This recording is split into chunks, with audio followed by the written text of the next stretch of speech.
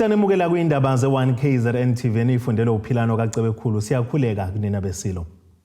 Nazo ke zona indaba zethu esithi ngezihamba phambili namuhla.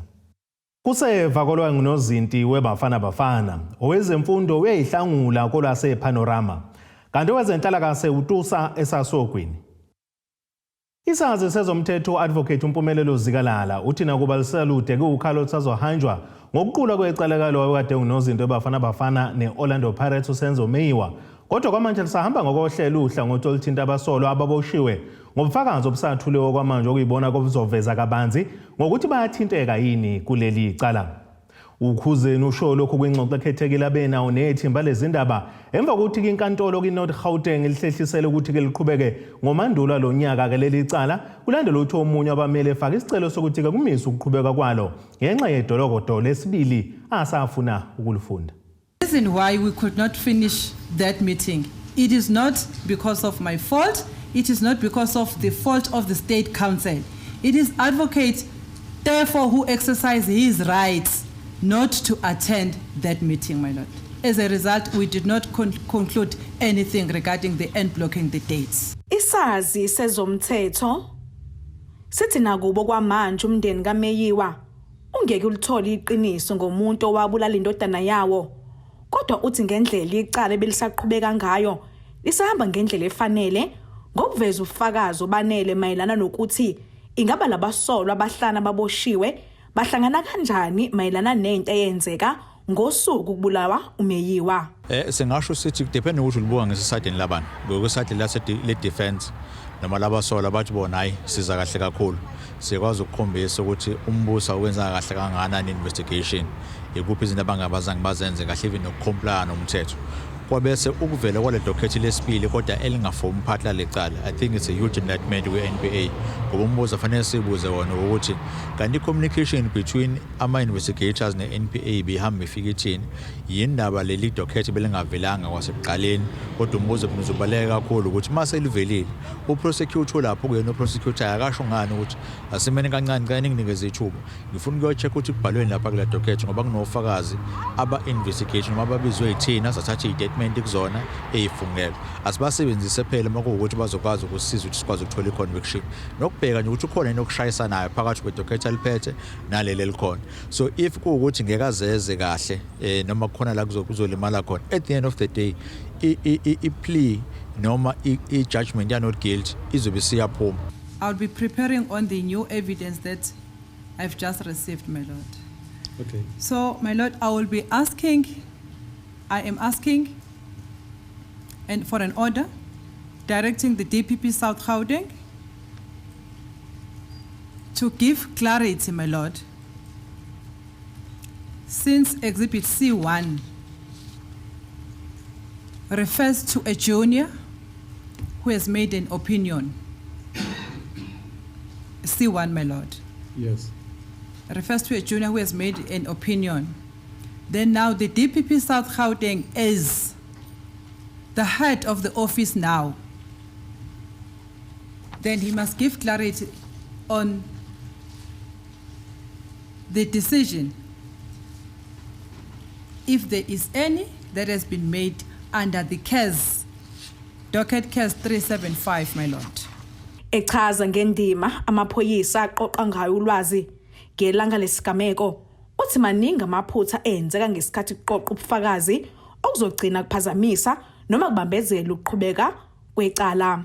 If amaphoyisa ngikaze investigate kahle kuba khona incazelo ezoba khona la kuzothiwa khona hayi uNdlovu umuntu uyakutshena ukuthi investhathana uyekeni angizange sesiwathathe noma sidaste la esicabheni nakhona ngaphakathi ayikho into esakwazi ukuthi siyenze noma khona into esingazange siyithole, then it's a huge indictment on amaphoyisa ngoba khomisa ludaba zangaze investigate kahle ikakhulukazi because i-witness wokuqala okhona njengamanje lesimbizo ukuthi expect witness also expect ukuthi your level of education, training ne-experience is on par to deal with lezi zinto lezi.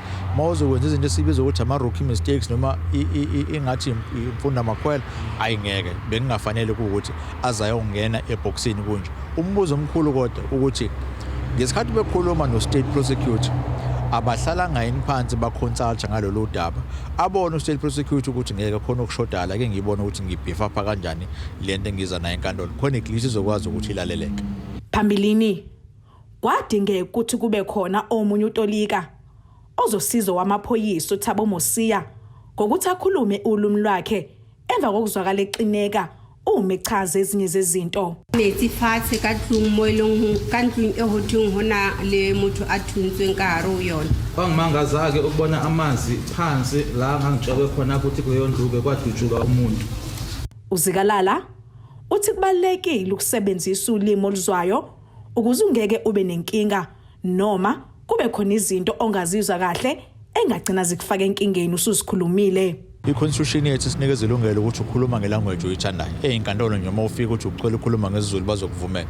Yini into esiyifunayo? Sifuna ukuthi understand kahle ukuthi yini lama proceedings ekukhulunywa ngawo.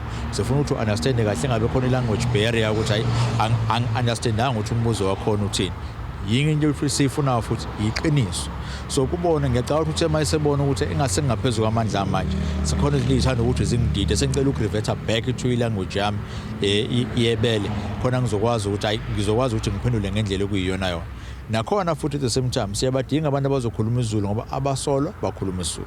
So akufanele kube khona umuntu ozocashiseleka ukuthi inkantolo ekhuluma ngani. Yebo ngenzeka ukuthi medium language yakhona iEnglish kodwa akube sekukhuluma wonke umuntu ngelanguage ezwakala. It may delay isikhathi nje wasibona ukuthi uqala ukutolika lokho phela kube umunye but siyini isikhathi mangabe sifuna ukulungiswa. Icala lizoqhubeka ngoSeptember kuona lonyaka emva kokuthi ummeli womsolwa wesihlanu uadvocate Zandile Mshololo efaka isicelo sokuthi kwelule isikhathi ngoba efuna ukufunda kahle ulwazi oluqokethe idokotela lesibili elifaka kuphela abantu ababesendlini noMeyiwa yize umbuso uzama ukulichitha leli dokodo ngoba uthi lwahlanganiswa umuntu esebenzisa imicabango yakhe. The name of those witnesses whose status needs to be clarified by the DPP South Gauteng appears, my lord, on page 5, my lord, of Exhibit C. And those names, my lord, are Longwe Twala. Wait. Sorry, my lord. Longwe Twala, Kelly Khumalo, Gladness Khumalo, Zandi Khumalo. Wait. Sorry, my lord. Zandi Khumalo, my lord, did you get that one? Yes. Thank you. Tumelo Madlala.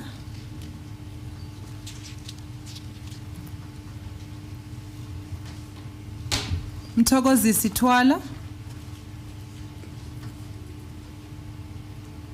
Meki Phiri. Ngotebogo Sibisi eThekwini. Ungqongqoshe uMnyango Wezemfundo KwaZulu-Natal Oluka uthi abazali kumele babuze othishanhloko kanye nesigungu esilawula ke izikole ngokusetshenziswa kwemali ngoba zonke ke ezesifundazwe saKwaZulu-Natal ziyafakelwa imali unyaka nonyaka. Umshengu usho kanjena kulandela ukuba abazali besikole saseMgungundlovu Panorama bekhana ngongabikho kwamanzi kanjalo ke nogesi kulesi sikole. Umshengu uthi kangeke bakhiphe umuntu ozoya ke kubazali kunalokho bazodedela othisha nabafundi ukuze bezophepha kukhona konke okwenzeka esikoleni. Ungqongqoshe uMnyango Wezemfundo KwaZulu-Natal Oluka uthe ziyanda izikole ezikweletayo ebese zilindele ukutakulwa umnyango. Ukusho lokhu ngesikhathi ephawula ngodaba lwesikole iPanorama Primary eseMgungundlovu. Kufanele kahle ngaba abazali babuza ku-SGB nothisha omkhulu. Ngoba njengomnyango siyayikhipha imali esibiza ngama-domestic accounts. La khona lo mali ilindele ukuthi ikhokhele into efana namanzi nogesi ezikoleni. Kodwa ke sikubonayo ukuthi izikole ezidefaultayo zilokuzanda bese kuba khona ke expectation ukuthi njengomnyango head office kuzofuna sithole enye imali ezokhokhela ke lesikweleti nawo uma ngabe umasipala usuvala amanzi noma usuvala ugesi. So ke sesithatha isinqumo sokuthi ngaphambi kokuba sibhayile out isikole kuzofuna sichazelwe kabanzi ukuthi le mali esasifakile esasibanikeze yona yokukhokhela amanzi nogesi isebenze kanjani. It's only then la sizothi khona kukhona ke enye imali esingayifuna bese sifaka ukuze isikole siqhubeke sibe namanzi nogesi. But asikwazi ukuvela sivuke ekseni kube sekuthiwa sekuvalwa amanzi nesikole nogesi bese sifake enye imali njengoba because imali engekho. So ikole ziyanikwa now, they need to be accountable for it. Omunye umzali obeyingxenye laba bavukele esikoleni namhlanje kuseni uthe uhulumeni kumele angenelele. Sidela amakhaza because we are prepared ukuthi fight for ingane zethu ngoba yikusasa lethu le. Uma ngabe benenkinga uhulumeni must do something awunganani a downgrade nesikole sibe a no fee school. Yilokho esicelayo nje ukuthi umasipala asuselela meter lapha le industrial bani asifakele imeter elifanele lisetshenziswe isikole. Amanzi bawavule, there is no school. Amanzi is an essential. Asikwazi ukoperate ngaphandle kwamanzi isikole. So how are they expecting ukuthi ingane zifunde without amanzi? Umshengu uthe ukuvala isikole kulimaza abafundi. Wathi isigungu esilawula isikole siyalwazi uhlelo uma befuna kungakhokhwa imali yokufunda. Njoba sisho nje ukuthi uma uvala isikole uvalela ingane yakhe ikusasa. So labazali bengane zasePanorama njengoba bezivalile nje isikole, ingane zabo ezofeyila ngoba ezinye ingane ziyafunda. So ingane zabo ezingezoba nakusasa. Ngoba uma kunenkinga we always say masihlale phansi sixoxe. Sesithatha isinqumo sokuthi wethu udiyatshele uthisha omkhulu nothisha ukuthi bonke abahambe bayobuya emthazane sibatshela ukuthi isikole sesingakwazi ukusebenza. Ukuze siqinisekise ukuphepha kuthisha. Abazali ngeke siye ukuyohlangana nabo uma besavala isikole. Sizobayeka nje bahlale esikoleni uma befuna ukuhlala esikoleni. Othisha bahambe baye emakhaya ukuze baphephe until abazali basuke esikoleni kube khona ukuthi sixoxisana kanjani nabo through SGB. iSGB njengoba ngisho besebenzisana nothisha omkhulu njengabantu abaphethe isikole bayazi iprocess ukuthi uma ufuna ukucontesta i-quintile ranking yesikole sakho wenza njani. Every year hlezi kune process yokwenza njalo.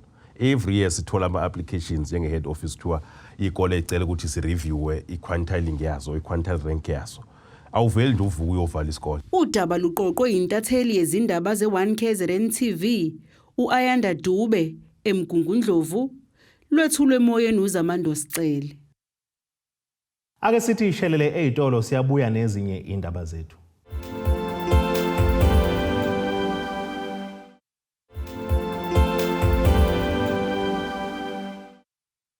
Asibonge siphinde sinamukele nisabuyele zona indaba ze1KZNTV nazo kuyizona izihlokwana zethu esithi ngezihamba phambili namuhla. Kuseva kolwangu nozinti webafana bafana owezemfundo uyazihlangula KOLWASEPANORAMA kanti owezenhlalakahle utusa esasogwini. Ungqongqoshe omnyango wezokuthuthukiswa komphakathi KwaZulu-Natal uNonhlanhla Khoza unikezele ngamashalofu okuhlala kwindondo esikoleni samabanga aphansi iBongucele Junior Secondary School esogwini oseningizimu nelikaMthaniya. Lokhu kulandela ke isikhalo sikathishanhloko lesi sikole enyakenye ngeindondo ke ezayihlezi ke yonke indawo ehovisini lakhe kanti kungqongqoshe kuKhoza wathembisa ngesikhathi ehambele lesi sikole ukuthi uzolekelela. Kanti kungqongqoshe kuKhoza uthi ke wenelisekile ke ngendlela ke lesi sikole esiphethwe ngakhona nokuzinikela nje kwabafundi ekuqoqene kwindondo kuyona yonke nje imncintiswano kanjalo nokuphumelela ngamalengiso.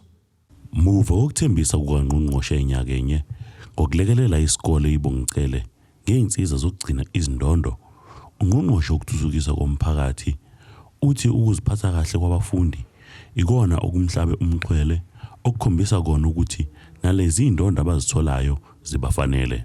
Namhlanje ke I'm so impressed ngoba ngibone idiscipline very high kodwa okungithatha kakhulu ukuthi abantwana bayaphatheka. So ke nje sithi they should keep it that way.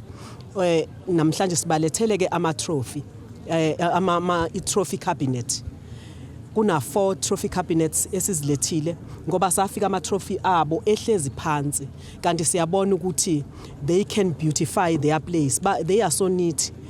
Ubona udonga izindonga zama classrooms abo ubona ukuthi baneat bafuna nje kuphela ukusizwa moving forward. Kanti uSibiya ophethe esifundeni sasogwini kwezemfundo uthi konke lokhu kuzinkomba zokubambisana kothisha futhi ubonga akaphezi ngalezi insiza ezinikelwe kulesi sikole. Ngithi into enhle iyajulukelwa. Inhle lento eyenziwe uMEC kodwa ubuhle bayo boqhamuka ezandleni zothisha balapha ekhaya nabazali balapha nabantwana balapha bese kuba ama-officials ethu njengomnyango wezemfundo. Mangisho futhi ukuthi laba bantwana laba mabephuma la ebongucele iningi labo baya kwi-high school engapha ngemva kwethu kuthiwa iLuyakude High. iLuyakude High is one of the best top performing high schools kwi-district yethu. Khona manjalo ungqongqoshe uhambele enkanini sport field ukuyonikezela ngeinsiza kosomabhizinisi ukuba bakwazi ukuzithuthukisa. Phela sinosuku oluhle kakhulu uhambo nje namhlanje uhambo losuku lonke ngoba sizosuka la siye enkanini sports field lapho siyonikezela khona ngama kits esithi emveni kokuthi abantwana be-identifyiwe abantwana labo aba-identifywa kuma-needy families abasuka kuma-child-headed families sitheke labo bantwana asibathathe bayo-trainwa especially senza si-intervene kuma-gender-based violence victims ngoba abanye are victims of gender-based violence esathi-ke masingenelele abanye sibathathe-ke sibase ko-trainer to our youth academies. Ezindabeni ze-1KZNTV kubuya uNkosikhona Shezi eMzumbe. Isebenzi zenkampani Unilever ingaphansi kwenyunyana iFood and Allied Workers Union ifa ungamafuphi zimashele emahhovisi komkhulu lenkampani eMhlanga eThekwini KwaZulu-Natal njengoba bekhala ngobandlululo kubaqashi ukukhushulelwa amaholo nokunye. Unobhala wefa wesifundazweni uSiphiwe Dlomo uthi sebekhathele ukucwaswa ngokwebalela iminyama abaholelwa imali engefani neyabebalela imhlophe ekubeni benza umsebenzi ofanayo. Abasebenzi benkampani iUnilever ngaphansi kweplant Indonsa bamashile khona-ke la kule ndawo yase-Unilever njengoba ke bekhala phakathi kokunye ngokunyuselwa amaholo nabathi-ke kunokungaphatheki kahle kwabo-ke abasebenzi ngenxa-ke yebala lapho-ke beyithola abebalela imhlophe bethola-ke yona-ke imali ethe xaxa uba-ke uqhathanisa neyabasebenzi-ke bebala elimnyama. Ukuzwa-ke kabanzi-ke ngaso-ke lesihloko noma-ke inhloso yokuthi baze bamashele khona la sikhulumisana-ke naye unobhala wayo-ke lenyunyana ifawu esifundazweni ozosibekela kabanzi ukuthi njengoba bela kwenze njani. Sizoletha izikhalazo enhloko office yase-Unilever ukuthi abashintshe ukwenza ngoba kade sixoxile nabo laba bangaphansi kwalaba base-head office siyaxoxa nabo kodwa asizwani. Njengamanje sekuze kwafika la khona sixabana siye siseme kuphuma isiteleka ngamaphuzu kufanele ngabe siyakwazi nje ukuwaxazulula mangakubalela nje ambalo sifuna kukhuphuke i-night shift allowance sithi ke labasebenzi ama-artisans mawakhushulelwe noma siwaxoxele nawo athole inflation plus 4% ngoba into eyenzakalayo abanikezwa inkuphulelo njengathi kodwa bavele babukwe ebusweni bese umuntu anikezwe increase abukwe ebusweni anikezwe increase kodwa kusiphatha kabi kakhulu. Ezinye inhlanga zithola increase encane amandi laba basemdabo abamandi bathola enkulu bona asazi ukuthi ngoba benjani. Ingxoxo zenu nabo abaqashi nike naba nazo phambilini nanokuthi bebethini uma ngabe nibeka ikhalazo zenu. Ayisikhulumisana nabo zonke insuku njengoba kade silethe memorandum besibatshela nanokuthi kwamanje sesitelekeni nje si-ready ukuxoxisana nabo. Abaqashi ba-arrogant uma ngingayibeka kanjalo ba-arrogant ama-real issues esithi bawabuke bavele baziphendulele yabo into esingakhulumi ngayo nokuthi masixoxisana kufanele sixoxisana ama-negotiations aye phambili. Manje sixoxisana nabo babuye bawa-withdraw amanye amaphuzu sixoxisana babuye bawabuyise manje ngeke-ke siyithole isixazululo makunjalo. Njengoba uzwa-ke mbukeli yena-ke unobhala wayo-ke ifawu esifundazweni njengoba-ke echaza ukuthi nakuba bebenazo iy'ngxoxo nabo-ke abaqashi bakhona la e-Unilever bebebukeka-ke bengabuthobeli noma-ke bengayilaleli iy'khalazo zabo babanikezile-ke zona-ke isikhathi ukuthi-ke kuze kushaye wona-ke umhla ka-17 ukuthi-ke baphendule kanti-ke yena-ke owayo-ke le nkampani uphendule kanje eyiphendulela-ke amukela yona-ke memorandum nokuba isikhalazo sabo-ke abasebenzi.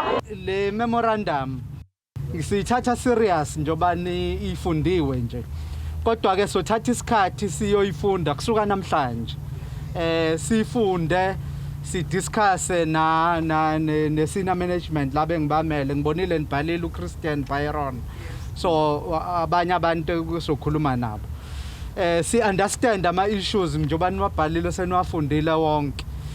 So anginayo i-comment ngama demands abekwe la ngoba koba ukuthi sengicomment into ongakayifundi kahle and ukunika i-respect ama demands and funa siwafunde siwa understand.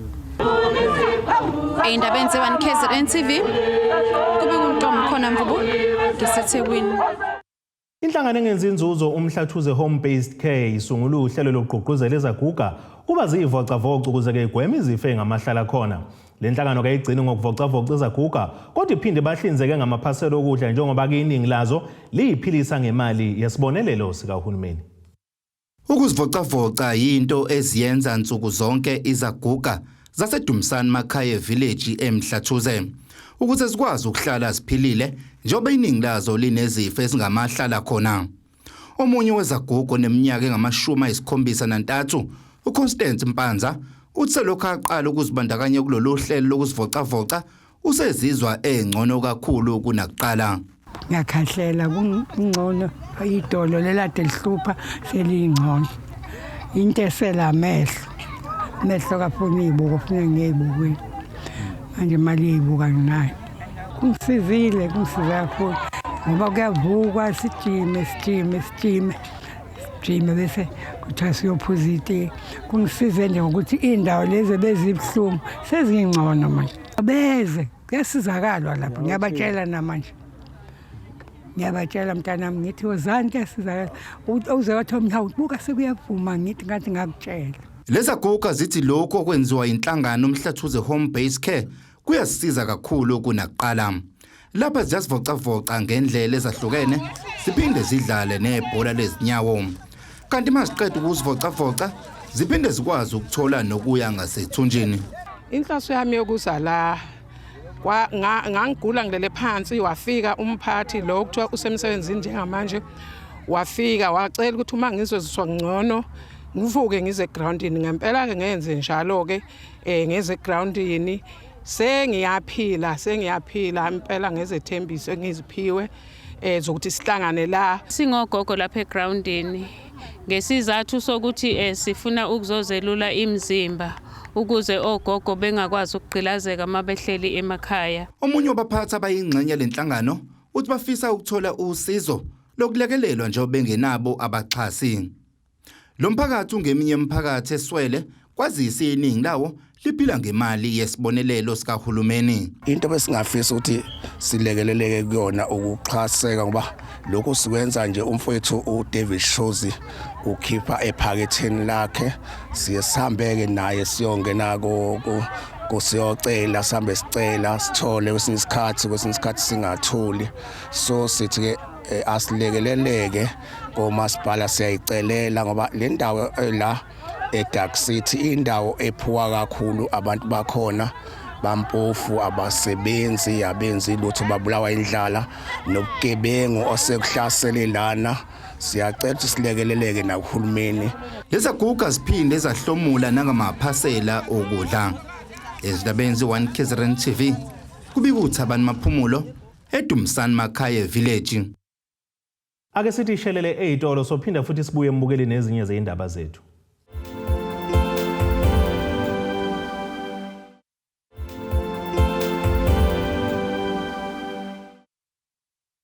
Asibonge siphinde sinamukele nazo kwizona izihlokwana zethu esithi ngezihamba phambili. Kuseva KOLWANGUNOZINTI weBafana Bafana, Owezemfundo Uyazihlangula KOLWASEPANORAMA, kanti owezenhlalakahle uTusa esasogwini. Ake sibheke engosini yezomnotho.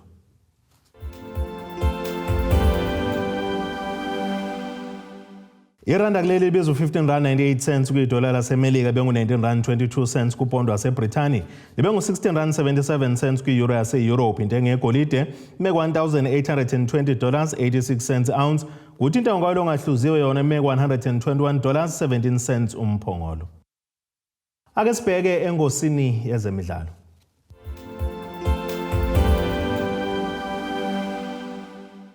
Lo bengumqeqeshi weqembu iMaritzburg United uErnest Mindendorp uthi nakuba etshelwe ngokushayelwa ucingo uthi umsebenzi usumphelele kepha kanamaqhuba awabambelele liqembu.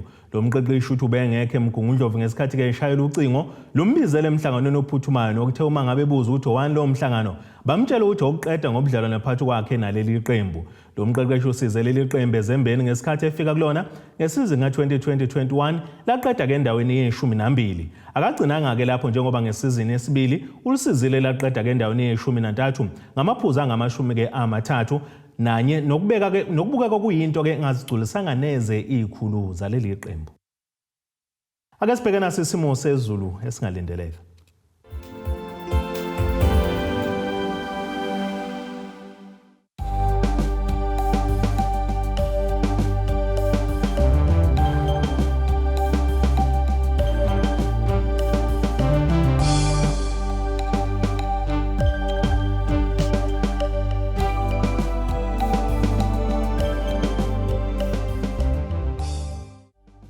Nina bakamkhumbi kudluka sibone amagumu ngendlela zingake besiyiphaka namuhla. Nkosi mayivumile sohlangana ngokuzayo.